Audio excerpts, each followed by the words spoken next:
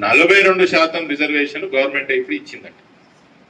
ఆ పైన SC ST సోదరులకు కూడా రిజర్వేషన్ అమలు చేస్తే దాదాపు 62-63% రిజర్వేషన్ పోతున్నట్టుంది. నాకు తెలియదు ఎంతో, అంటే 50% దాటుతున్నది. అటు గవర్నర్ ఆమోదం పలకకుండా, రాజ్యాంగపరమైన మార్పులు ఏది జరగకోకుండా ఈ రిజర్వేషన్ ఎట్లా అమలు అవుతుంది? ఈ ఎన్నికలు ఎట్లయితాయి? ఎవరిని పిచ్చోళ్ళ చేయాలనుకుంటుంది ప్రభుత్వం? ఎవరిని పిచ్చోళ్ళు చేయాలనుకుంటున్నది అంటున్నా. నిజానికి కూడా మీకు బలహీన వర్గాల మీద అంత ప్రేమ ఉండింటే మీరు పార్టీ పరంగా రిజర్వేషన్ తీసుకొచ్చి అమలు చేస్తారు, అదనే చేసేది ఉండే.